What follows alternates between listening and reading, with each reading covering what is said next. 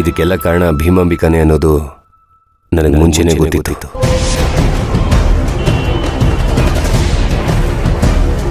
ಗೊತ್ತಿತ್ತು ಅರೆಸ್ಟ್ ಮಾಡ್ದೆ ಯಾಕೆ ಸುಮ್ಮನೆ ಇದ್ದೀರಾ? ಅವರನ್ನು ಅರೆಸ್ಟ್ ಮಾಡೋದಷ್ಟು ಸುಲಭ ಅಲ್ಲ ಪಲ್ಲವಿ ಅವರೇ. ಸರಿಯಾದ ಸಾಕ್ಷಿಗಳಿರಬೇಕು.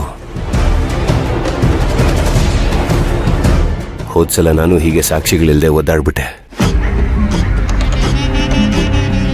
ಅಷ್ಟರಲ್ಲಿ ನನ್ನ ಪ್ರಜ್ಞಾನ ಕೊಲೆ ಮಾಡಿಸಿ ಆ ಆರೋಪನ ನನ್ನ ಮೇಲೆ ಹೊರಿಸಿದ್ರು.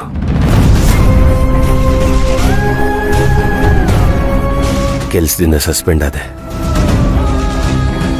ನನ್ನ ಜೀವನನೇ ಹಾಳು ಮಾಡಿಬಿಟ್ರು.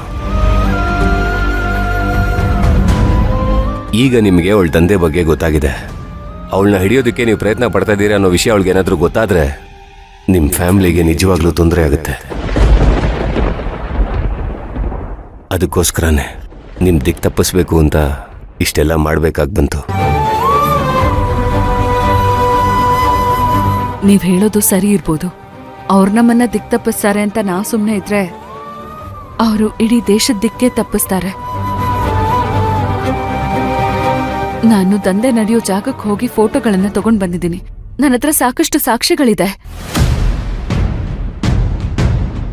ಇನ್ನೊಂದಷ್ಟು ಸಾಕ್ಷಿಗಳನ್ನ ಕಂಡು ಹಿಡಿದ್ರೆ ನಾವ್ ಆರಾಮಾಗಿ ಭೀಮಾಂಬಿಕಾ ಅವ್ರನ್ನ ಲಾಕ್ ಮಾಡ್ಬೋದು. ನೀವಿನ್ನೂ ಭ್ರಮೇಲಿದ್ದೀರಾ ಪಲ್ಲವಿ ಅವರೇ. ನಿನ್ನೆ ನೀವು ಆ ದಂಧೆ ನಡೆಯೋ ಜಾಗ ಹುಡುಕ್ದೆ ಅಂತ ಹೇಳಿದ್ರಲ್ಲ, ಆ ಜಾಗ ಇವಾಗ ಹೇಗಿದೆ ಅಂತ ನೋಡ್ತೀರಾ? ನೋಡಿ.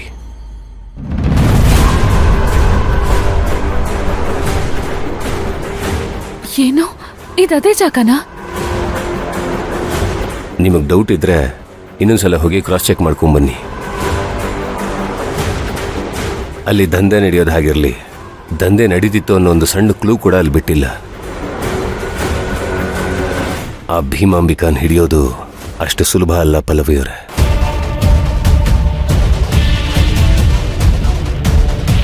ವಿಕ್ರಾಂತ್ ಅವರೇ, ವಾಟ್ ಇಸ್ ದಿಸ್? ನಿನ್ನೆ ಇದ್ದಿದ್ದಡ್ಡ ಇವತ್ತಿಲ್ಲ ಅಂದ್ರೆ ಏನರ್ಥ? ಅದೇ ಭೀಮಾಂಬಿಕಾ, ರಾಕ್ಷಸಿ ಅವಳು. ಸ್ವಲ್ಪ ಕೂಡ ಎಮೋಷನ್ಸ್ ಇಲ್ಲದೆ ಇರೋವಳು. ಅವಳು ಎಂಥ ದುಷ್ಟ ಹೆಂಗಸು ಅಂದ್ರೆ ತನ್ನ ಸಾಮ್ರಾಜ್ಯನ ಕಟ್ಕೊಳ್ಳೋದಕ್ಕೋಸ್ಕರ ತನ್ನ ಗಂಡನ್ನೇ ಸಾಯಿಸಿದವಳು. ಅವಳ ವಿರುದ್ಧ ಅವಳ ಮಗ ಸೊಸೆ ಹೋದ್ರು ಅಂತ ಅವ್ರನ್ನೇ ನಾಪತ್ತೆ ಮಾಡ್ಬಿಟ್ಲು. ಆ ಭೀಮಾಂಬಿಕಾ ಅಷ್ಟು ದುಷ್ಟೇ ಆದರೂ ಕೂಡ ತುಂಬಾನೇ ಬ್ರಿಲಿಯಂಟ್, ಕ್ರಿಮಿನಲ್ ಮೈಂಡ್. ಹಾಗಾಗಿ ನಾವು ಒಂದಲ್ಲ ಎರಡಲ್ಲ ತುಂಬಾ ಸಾಕ್ಷಿಗಳನ್ನ ಕಲೆ ಹಾಕಿ ಆಮೇಲೆ ಅವಳನ್ನ ಸದೆ ಬಡಿಬೇಕು. ಇನ್ಫ್ಯಾಕ್ಟ್ ನೀನಲ್ಲಿ ಹೆಜ್ಜೆ ಇಟ್ಟಿದ್ದು ತುಂಬಾ ಸ್ಮಾರ್ಟ್ ಮೂವ್. ಕೇರ್ಫುಲ್ ಆಗಿ ಹೆಜ್ಜೆ ಇಡಬೇಕು. ಅಪ್ಪಿ ತಪ್ಪಿ ನೀನೇನಾರು ಸಿಕ್ಕಾಕೊಂಡಿದ್ರೆ ನೀವು ಜೀವ ಸಹಿತ ವಾಪಸ್ ಬರ್ತಿರ್ಲಿಲ್ಲ. ಪಲ್ಲವಿಯವರೇ, ನಾನು ಯಾವತ್ತೂ ಹೆಣ್ಮಕ್ಳನ್ನ ತುಳಿಬೇಕು ಅಂತಾಗ್ಲಿ ಅಥವಾ ಅವ್ರಿಗೆ ತೊಂದರೆ ಕೊಡಬೇಕು ಅಂತ ನೋಡ್ದವನಲ್ಲ. ನಮಗೆ ದೇಶ ತುಂಬಾನೇ ಮುಖ್ಯ. ಹಾಗಂತ ಫ್ಯಾಮಿಲಿಯನ್ನು ಬಿಟ್ಕೊಡ್ಬೇಕು ಅಂತೇನೂ ಇಲ್ಲ. ಅಟ್ ದ ಸೇಮ್ ಟೈಮ್ ಫ್ಯಾಮಿಲಿಗೋಸ್ಕರ ದೇಶನ ಬಿಟ್ಕೊಡಿ ಅಂತನೂ ನಾನು ಹೇಳ್ತಾ ಇಲ್ಲ. ಸ್ವಲ್ಪ ತಾಳ್ಮೆಯಿಂದ ಬುದ್ಧಿ ಉಪಯೋಗಿಸಿ ಎಲ್ರನ್ನೂ ಉಳಿಸಿ ಅಂತ ಕೇಳ್ತಾ ಇದ್ದೀನಿ.